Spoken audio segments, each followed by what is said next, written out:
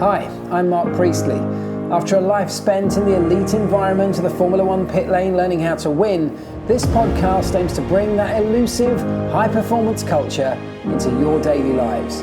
In this week's episode, we're looking at how to recover at the end of a long Formula One season, or quite honestly, just at the end of a very long and tough day. Plus, I've got a couple of very special prizes to give away, so stay tuned right to the very end, courtesy of Car Gods. Welcome back to the Pitlane Life Lessons. Talk about how Formula One teams are so successful. Tiny things, but you only find those tiny things when you look for them. Of course, there's only one winner in every Grand Prix, so for everybody else, you haven't won. So it could be deemed that that's a failure.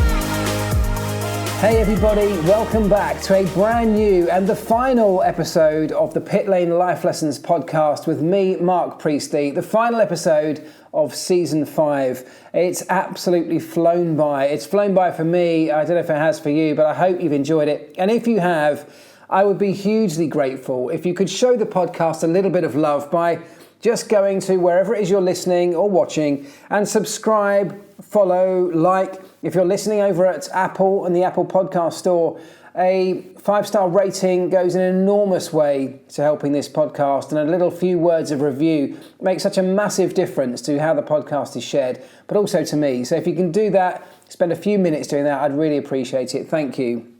I need to say a big thank you to Car Gods, as I do every single week. They've supported the whole of Season 5, and I am so grateful for them for doing that. This relationship has blossomed because I have so much love for the company, but also the people behind the company. They're a great bunch of people with great values that are so well aligned to this podcast. And at the heart of this business, as at the heart of any good business, is a really good product. No matter what your company or your business does, whether it's a product or a service, you have to have that at your very core. It's got to be a good product, and that's exactly what Car Gods delivers. And on exciting news on that front, if you stay tuned right to the very end of today's episode, I've got something very exciting to give away to 2 lucky listeners. So stay hanging on, please, and thank you again to Car Gods. Right, this is episode 50. I can't quite believe we've got to 50 episodes already. This was a little project that I started just to sort of see how it would go way back when I had very little to do a year or so, a couple of years ago.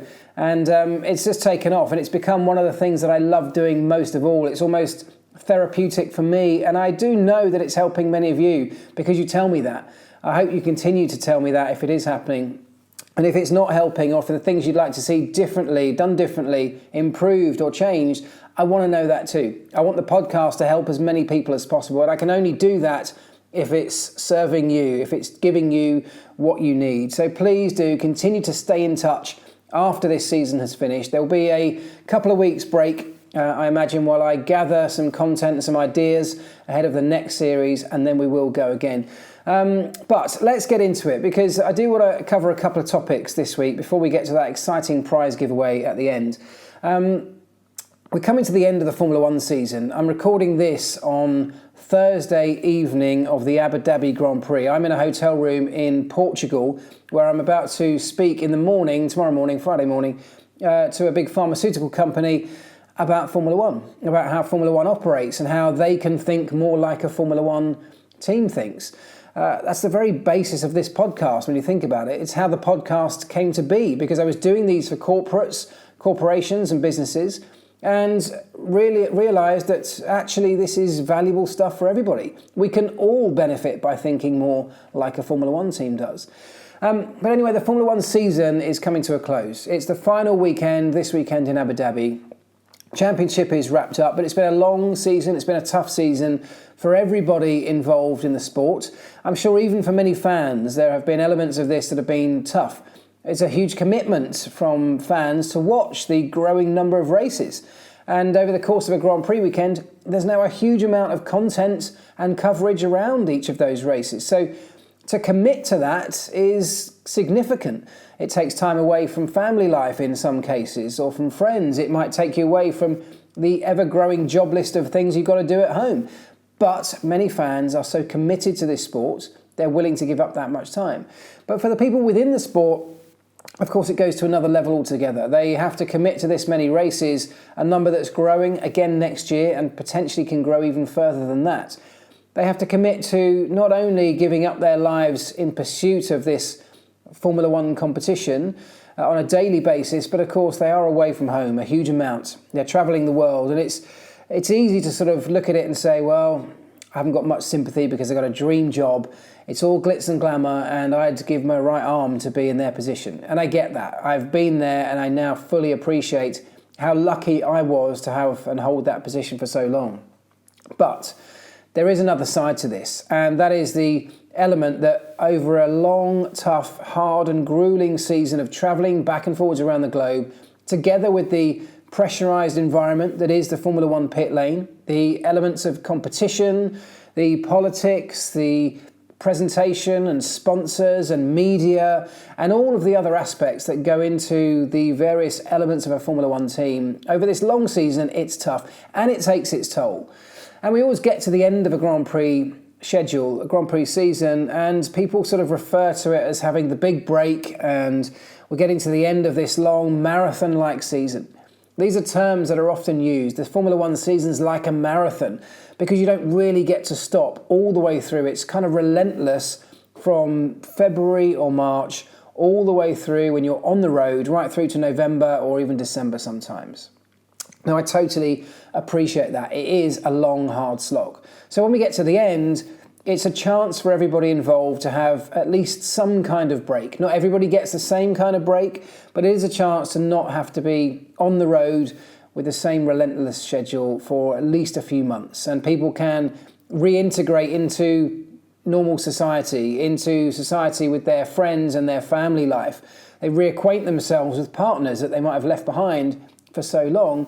But this also takes a massive toll, as well as the relationship side of things. It takes a massive toll on the minds and the bodies of all of those people. And this isn't something specific just to Formula One, of course. This is something prevalent in the business world and in family life. Parents know how tough and gruelling it is bringing up young children, and that is relentless, and it doesn't stop for years before we get a break finally. So this isn't something that's specific to Formula One, but I'm using Formula One as an example because of the nature of this podcast and where we are in the season. And what I'm talking about is the recovery process off the back of a long, hard, gruelling, marathon-like season. We were always taught when I was working for McLaren that this was our opportunity to switch off, on a literal sense, it was our only opportunity back then to take our holiday. So our company holiday, the day's annual leave that we had, this was really the first opportunity that we had to take that. Nowadays, there's at least a summer break, which gives teams an opportunity to take some of it back then. But back in my day, that wasn't the case. So this was the only opportunity we had to get away and to have a break. And when we started to look at the idea of human performance in those days, it was always given a certain amount of importance that we should do exactly that. We should get away, we should have a break, we should get away from work completely, we shouldn't think about work, we should try and go on a holiday if we can, or do something that's completely the opposite of what we've been doing for the past 8 months or so. It was something to take our foot off the gas and just try and relax. Take away the stress if you've had a stressful job. Take away the relentless travelling if you've been travelling all year. Maybe don't go and jump on another plane immediately, but take some time to yourself to wind down. And that was really the key, it's winding down. Now, that was important, and when we started to look at, as I said, human performance and sports science, we started to appreciate the benefits of taking your foot off the gas at this time of year and literally stepping away from Formula One in its entirety, to give your mind and body a complete rest and a complete chance to shut down and recover, because it needs recovery. And it's like anybody, it's like a sportsman getting to the end of a literal marathon. You need to stop, you need to recover, you need to look after yourself, you need to give your body and your mind the things that it's been malnourished of for some period of time. You need to eat and eat in the right way. You need to keep yourself warm. You need to relax the muscles that you've been working so hard for 26 miles if you've been running a marathon. These are all very obvious and fairly basic roads to recovery from a very specific challenge of a marathon. But when you look at a Formula One season, or anybody who travels or has an intense job or has a relentless pursuit in life that they have so much focus on in an intense way for such a long period of time, we still have to find similar means to recover. We have to think about the elements of our body and mind that have been taking a battering for so long, that have been abused almost, or malnourished.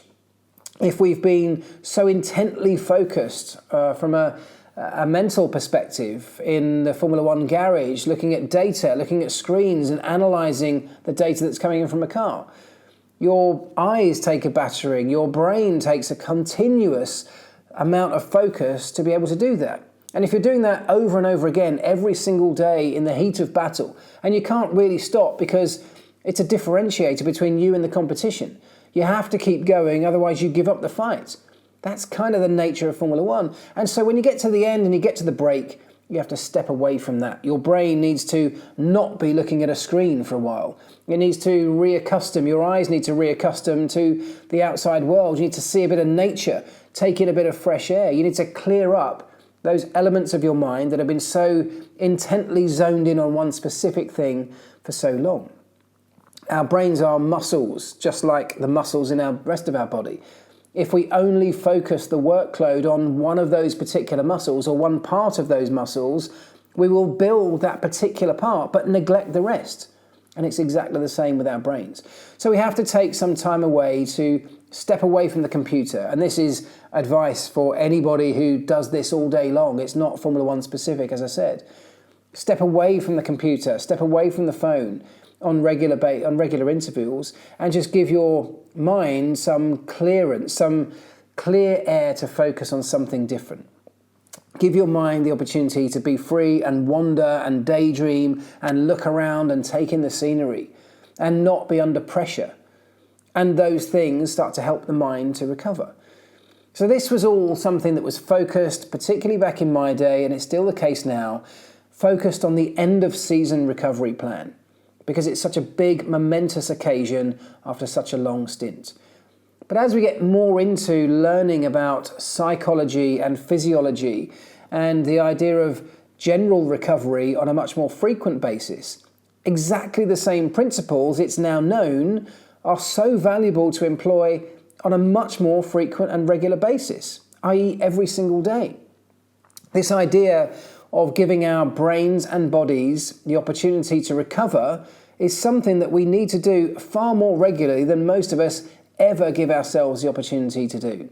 And this was something that I looked into in some depth whilst at the team, but perhaps even more so since leaving the team. Trying to understand the way the brain functions, the way it works, the way our bodies function, and how best to look after them as a means to getting closer to peak human performance in all areas. We talk about the Formula One season as a marathon or as a marathon-like event. But actually, if we look at our lives, we can look at a lifespan of a human being as perhaps that marathon. We can look at a project at work on a smaller scale as being a marathon, which might take you months of focus and hard work to do, weeks perhaps. It's a long, prolonged stint on one particular aspect of your job because there's a deadline approaching, you've got to deliver something, or you're in some form of competition. But if we break it down even more than that, there are just as many occasions, just as many reasons on a much more frequent occurrence that we need to think much more than we do today about recovery. And I'm talking about the little sprints that we go on every single day.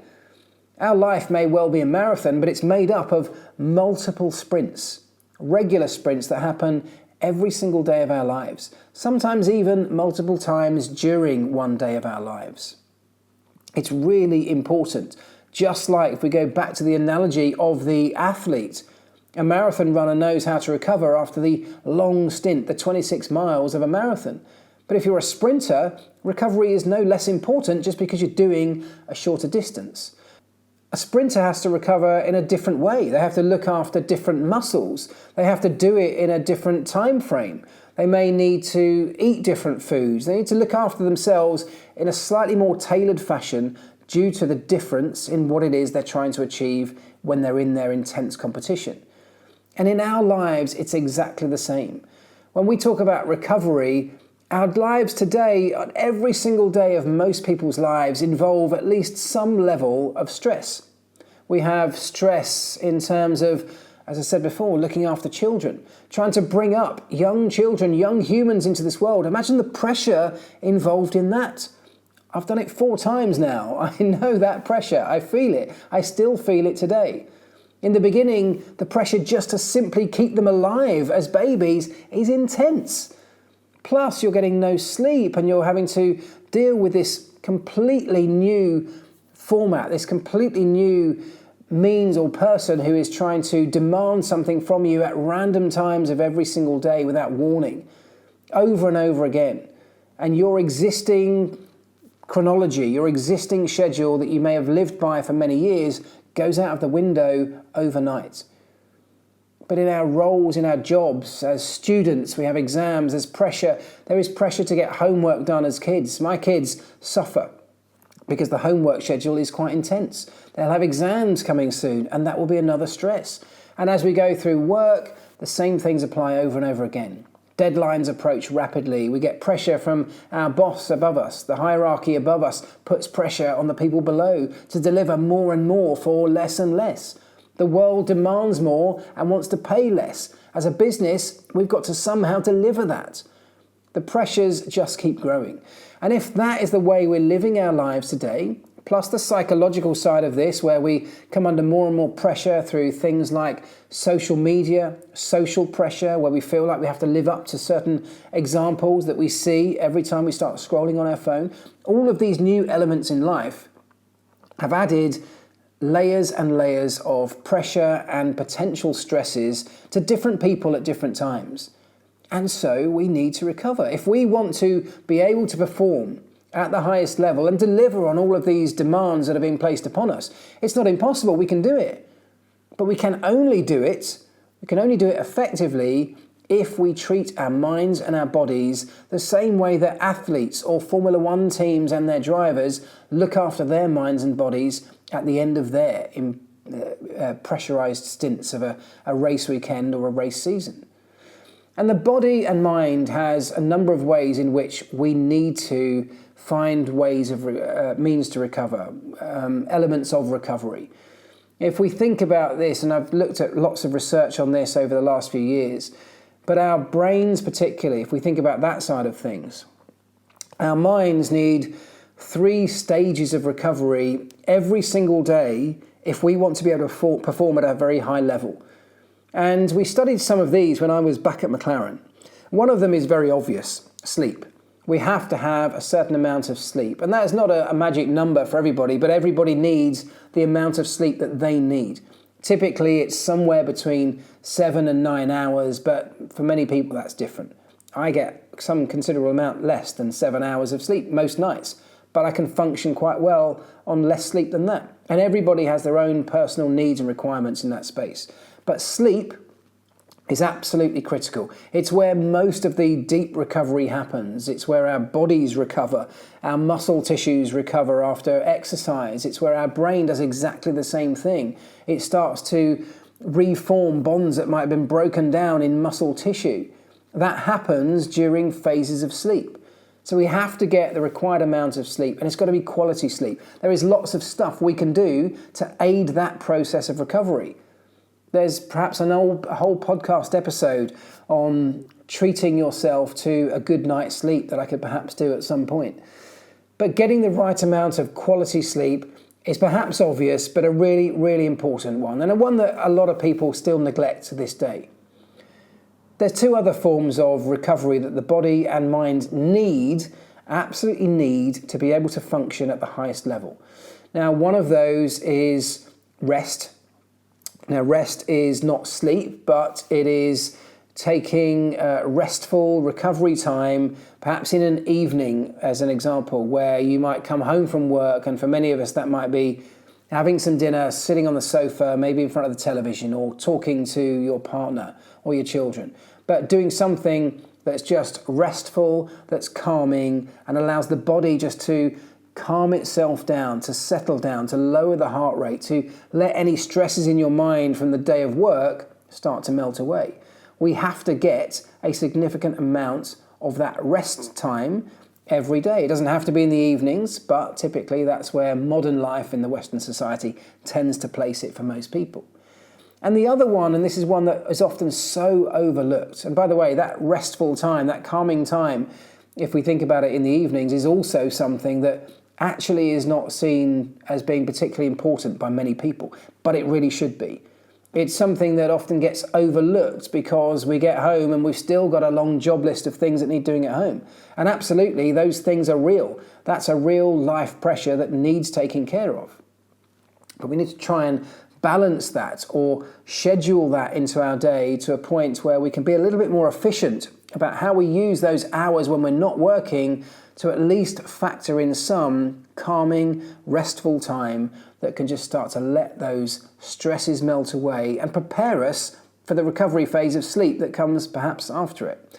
Now, the other one, as I said, that's really important, that's often overlooked, and this again was something that we made some focus on at McLaren once it was identified by the sports scientists that we went to visit and speak to and work with as being important. We had to give it the credibility it deserved, and that was the idea of taking breaks. Now, this is different to the restful period that I talked about a moment ago. Taking breaks are much shorter stints where we just take a break from whatever the intense focus is. And in terms of Formula One, the way we applied that was we mandated that everybody took a short break at various times of the day. Now, in the factory, that took the form of a tea break. So it's quite easy. We could schedule in a tea break at various times and everybody would stop work, they'd go to the restaurant and literally sit down, have a cup of tea, have a chat, and it was a break from what we were doing. A little bit of a momentary reset before we go again. On the race teams over a Grand Prix weekend, that's much harder to do because the schedule that we're working to is so intense. But it was mandated that at times we had to factor in, even if it was very short, breaks from what we were doing. And that meant getting out of the garage. It meant putting your tools down. It meant stop doing what you're doing and get out, get away from your computer screen. Go and have a wander out into the paddock for 5 minutes. For some people, it meant going to have a cigarette, go and have a cup of tea, go to chat to your mate at the back of the garage. But it was doing something that wasn't your main focus. One of the things that would often cause stress in anybody's work is their main focus of whatever that work is. The pressurized environment that might be work. You've got to step away from that at regular intervals. It doesn't have to be for very long, but it's just to give your mind a little bit of freedom to defocus from whatever it is it's been intently zoned in on for so long. And these little micro breaks throughout the day have been proven to be so important in giving our brain that little bit of flexibility to just flex back. Imagine it like an elastic band where it's wound up tightly for so long as you zone in and focus on your job, on the pressure cooker of whatever competition you're working in, particularly in the world of Formula One. Stepping away for just 5 minutes allows that elastic band to just unwind a little bit, to flex back, to breathe for a moment. And those moments are so powerfully important because it allows the blood flow to those critical areas of the brain to flow freely again. You unclench, you become untensed. And that blood flow that brings with it so much recovery in itself, so much life, so much the lifeblood, literally the lifeblood to your brain is allowed to flow back through the critical areas and give it some space to relax just for a short period of time. And science and research has proven that to be so powerful and effective in giving ourselves the right amount of recovery or giving us a best chance of being able to recover. And those 3 different types of recovery, those 3 different elements of recovery, the breaks, micro breaks, the restful calming period at some point in the day that's nothing to do with work, and then the importance of good quality sleep for as long as you need it for every single night. That's how you then are able to turn up the following day and fight the good fight and get on with your work to the intensity and the quality that you're going to be expected to do day after day. In Formula One, our demands on us are so high. We have to work to such incredible standards all of the time under immense pressure. And those standards continually evolve because the competition brings something better and we've got to go one step further. The element of competition adds a whole other layer of intensity to the environment that everybody's working in. And so by going through this study of science and research into human recovery with an aid, with a view towards human performance, was something that was hugely powerful and fascinating to me, so much so that I've continued to study it long since leaving the team. So I'm telling you this because it's something that I know is powerful and works. It's something that I've learnt and studied and been educated on through Formula One, but I now apply it to my days and I know that it helps me. I'm still working on it. I know that there are many occasions when I don't get enough sleep. I have this constant dilemma with myself about productivity versus sleep. Waking hours for me, I'm so focused on being productive. There are so many things I want to achieve and there are just not enough hours in the day, and I'm sure we can all relate to that. But the truth is that if I work until midnight or 1 o'clock in the morning, the quality of that work is going to be nowhere near as good in the final part of the day. I'm going to start to suffer. My quality of the things that I produce will start to suffer. I will make mistakes. They may not even be obvious mistakes. They may not be mistakes that I notice there and then, but somewhere down the line, they might show up. And so the sacrifice of taking a couple of hours out of that productivity at the latter end of the day and putting that back into my sleep recovery program may actually, and almost certainly will, pay dividends over the long run. Now, the other part of all of this, before we move on, the other part of just being more productive and using recovery as a part of that, is understanding when you function best throughout that day. Because I touched on this last week a little bit as part of the learnings from 2007 when I talked about that battle between Lewis Hamilton and Fernando Alonso, how we missed out on the championship, and I went back over what we discovered in 2007 throughout all of our failures to find the answers how we could become better. One of those discoveries was this idea that looking at jet lag, I touched on it last week, looking at jet lag, we know that jet lag will hit us at certain times of day, so we're able to move things like crucial meetings to a different time of the day where we'll be less likely to be impacted by jet lag. And that's something that we can all factor into our daily routines.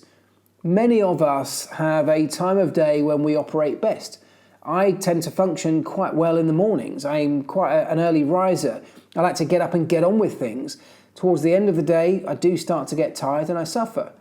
So my prime time is the morning time. But lots of other people are not like that. My wife is definitely not that way round. It's almost the reverse. So if we're looking at trying to deliver peak performance at certain things that we have to achieve each day, it's worth thinking about where that lies for you and how you might factor in the things that you need to do on a daily basis. If you've got critical things that need a lot of thinking power, if there might be data input or looking at numbers or calculations, things that need a lot of computing power, find the point in the day when you tend to operate best. Is it after lunch, after you've just had something to eat? Is it straight first thing in the morning? Or do you find that mid-afternoon, that's when you come alive and feel the best? One of the really great ways to do that is, as I said last week, start to write down some observations in your diary, in a journal, every single day.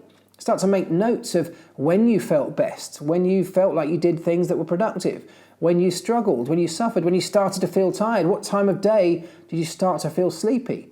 Was it just after lunch, but then you got a second win? Just make a note of these things. It builds up this data set that we referred to in last week's podcast that really starts to build a picture that you can work from and tailor your day around.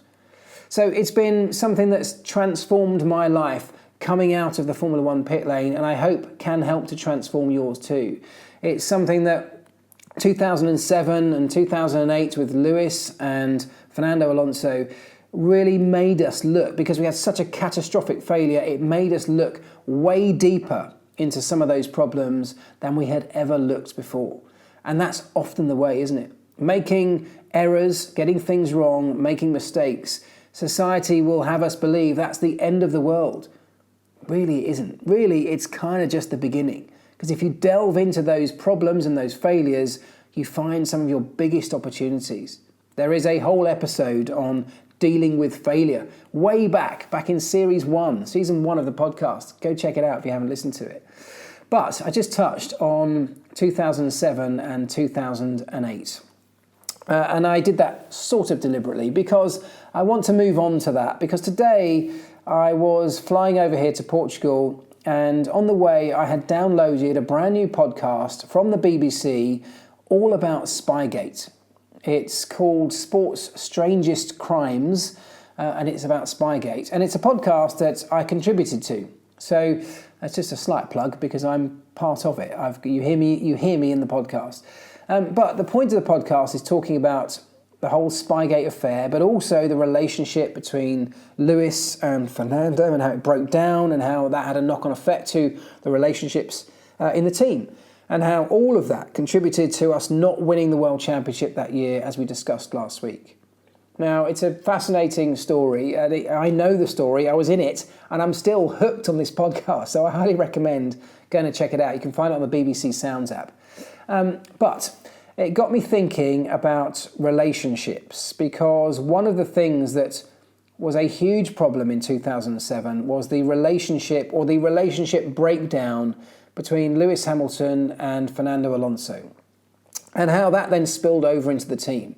How from a management perspective we didn't manage those relationships well enough, and for everybody in the team it really affected how everybody on either side of our garage felt about the people on the other side of the garage, for example. And it started to affect things like trust.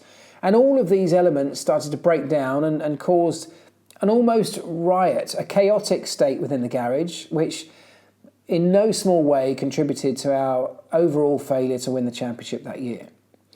I was thinking earlier, having listened to the podcast, about how we could have done it differently in terms of the relationship side of things and how we can learn from that, because that, again, is the nature of this podcast. It's what it's about. And I was thinking about the different relationships that broke down and why they broke down and why they weren't managed better.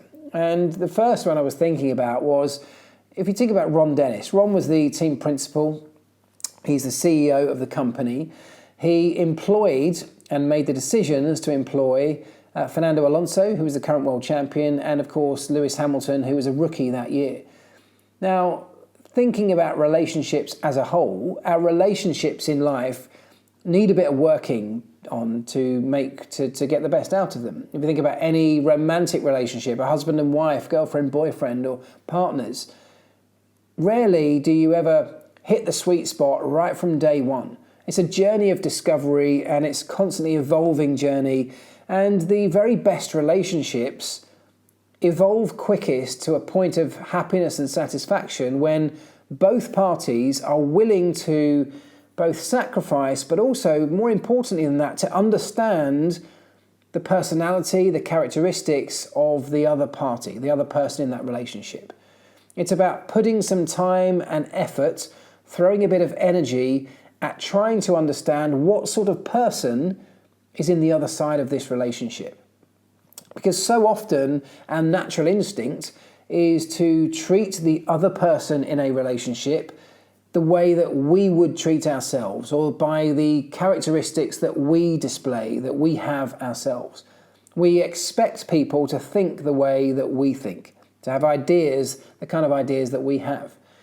And I think when it came to Ron Dennis and Fernando Alonso, as we take that one first of all, I think Ron was very guilty, as were most people in that team, if I'm honest at the time, of not taking the time to understand the other parties in our relationship. And I'm going to keep this to the drivers for this point, for this moment in time, but actually it applies to everybody and everybody's relationship, particularly in a Formula One team.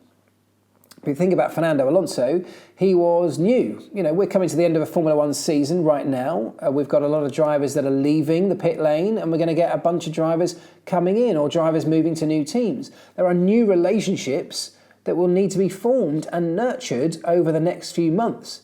And these things are critical. And what we learned in 2007 about the way we handled, let's take the Fernando Alonso relationship as the first example, we didn't do it well enough. We expected Fernando Alonso to come in and to operate the way that McLaren operated. We put our own values and beliefs and behaviours onto Fernando without any education, without any time, without too much in the way of conversation around that, and expected him to behave the way that our long-standing pairs of drivers had behaved for many years before that. But Fernando Alonso was different. He was a different character. But nobody, particularly Ron, had taken the time or given any much thought or energy to trying to understand who Fernando Alonso was, what his expectations were, how he liked to operate. Because actually, if we'd done more of that, there's a far better chance the relationship could have survived. And exactly the same thing happens with Lewis Hamilton. Lewis was another newcomer to our Formula One team. Although he'd been part of the McLaren family, he was new to being a racing driver. And so we had to learn who Lewis Hamilton was, just like we had to learn who Fernando Alonso was. But those relationships weren't given the importance or the time they needed to have that journey of discovery before we went racing. So we were learning who those guys were in the midst of battle, in the midst of a high-pressure, intense Grand Prix weekend and a Grand Prix season. And so when all of those other things, those elements of that competition take over, there's very little time left for spending that time on understanding the intricacies of who your new driver is as a person. We've just got to get down to the very quick and important facts, important in inverted commas, important facts of how quick is he going to be in a car? How does he like the car setup? What's his feedback going to be like? What sort of tyre pressures does he like? How much front wing does he like? What kind of balance does he like? What aero balance does he prefer? What's his driving style like? It was all very mechanical and engineering focused because we didn't have any time to learn who these people were. And once we got into the heat of battle, well, the only thing that mattered was getting that car around the racetrack as quickly as possible. And so we needed the driver to step up and do their thing. That's why we employed them. We needed them to do their thing, and we needed it done now. And the relationships suffered. And I think that's the first lesson that we can all take something from here. It's something really important. I'll take my example of my wife and I. We've been together for, I think, nearly 15 years now. We know each other pretty much inside out. But I will hold my hands up and say only in the last couple of years have I put a significant amount of energy and effort into really trying to understand who my wife Claire really is. And I don't mean that sounds strange. I know who she is. We've been together a long time. What I mean is how her brain works, how her mind works, because her mind works in a very different way to mine. In many things that it does, her brain does, it's way more efficient. It's way better than mine. And in many areas, mine has strengths over her. But for many years, I think it's fair to say that I expected her to operate in the same way that I operated. And almost certainly she expected the same from me. And it doesn't work. We clash because there is no way I can put that pressure onto somebody else in the other side of a relationship to behave the way that I'm used to behaving.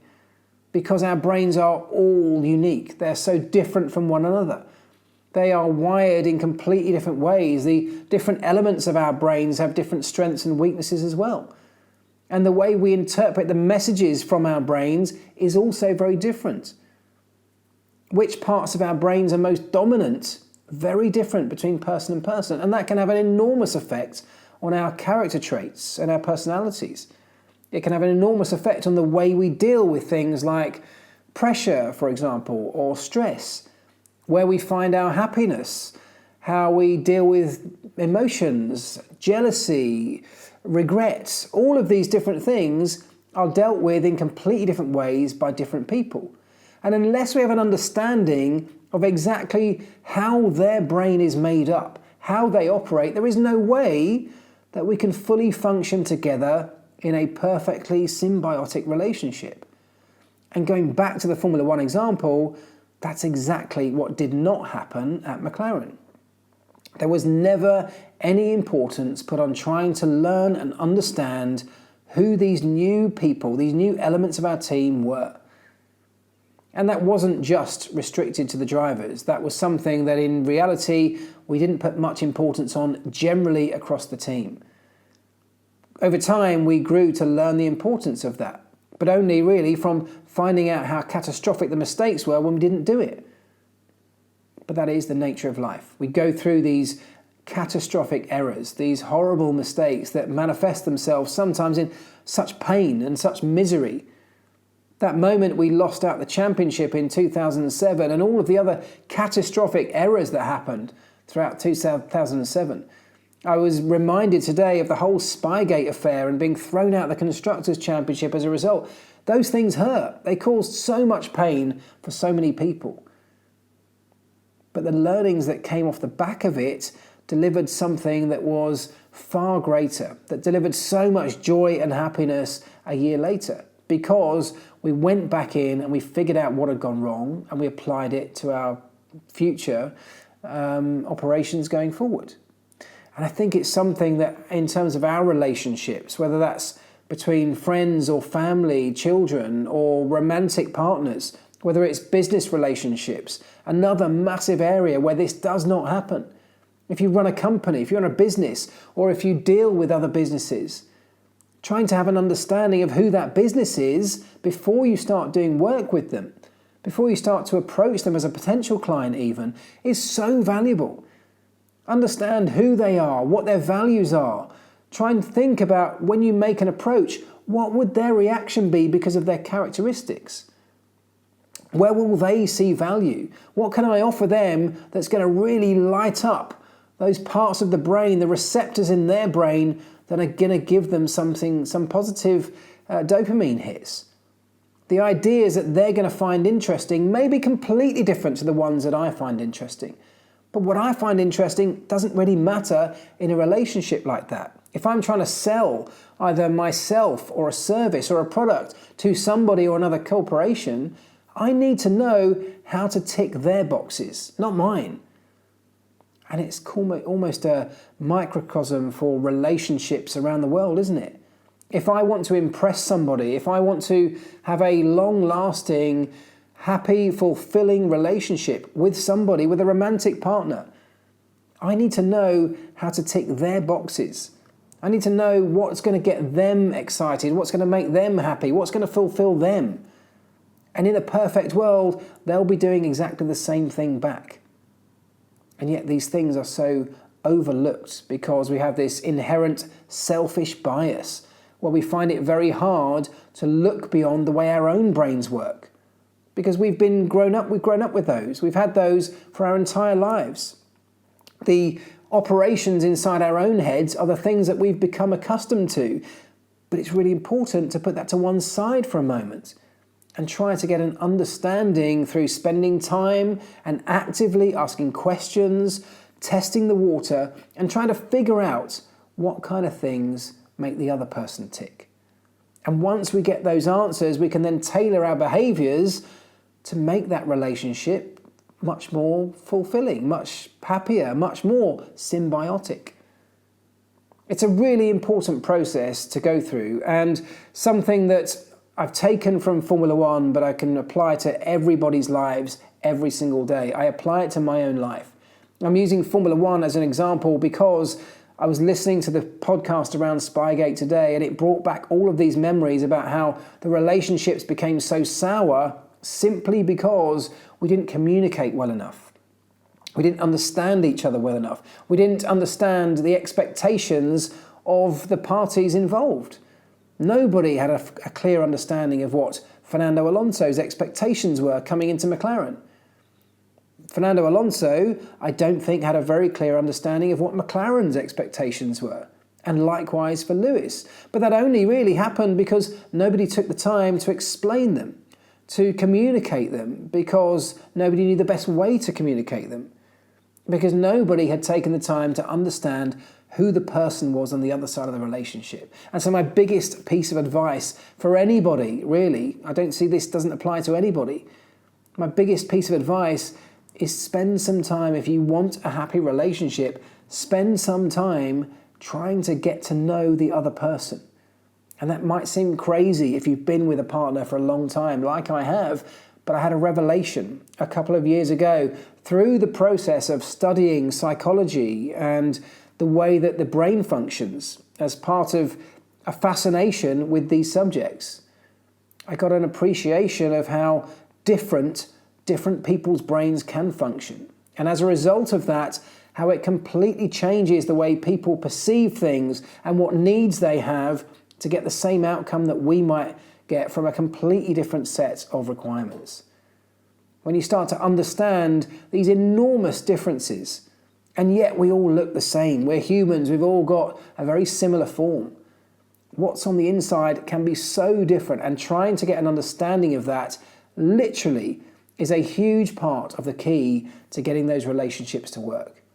And just imagine if we all did a little bit more of that, how much different the world could potentially be. Anyway, right, that is a couple of topics ticked off for this week. And I want to wrap up this week really by saying, first of all, thank you, because this podcast could not exist without all of you guys listening. If no one's listening, there doesn't seem to be too much point in doing it. I do this because I hope that you guys are able to take something away from the things that I have learnt through my very privileged time in the Formula One pit lane, working at a very top team that I was fortunate enough to be at a team that was so forward thinking in terms of this kind of stuff, in terms of the understanding of human performance and sports science. We were groundbreaking in those areas, and it sparked something in me that has gone on and run, and I'm just a sponge soaking up more and more information in those areas all the time. If I can pass some of that on to you and it helps people, then that's perfect. That's what this is all about. So thank you to you, first of all. I do want to say a massive thank you to anybody who has ever communicated with me over the course of this season and beyond. We've had episodes this season. Do you remember a few episodes ago, the young lady who'd been offered a job in Formula One and wrote to me almost asking for advice because she couldn't quite figure out what the obvious thing to do was. There wasn't an obvious thing. And by discussing it and putting it into this platform and getting input from many of you as well, she came to a conclusion that she was comfortable with. Discussing it with us in this community here has helped her. And that gives me enormous satisfaction too. So I would love it for all of you who send me messages, and lots of you do. And I know that I don't share them all, but I promise you I read them all. And I respond to everybody that I can, which is pretty much, I think, is everybody. Apologies if there's anybody that I haven't responded to, but I always try.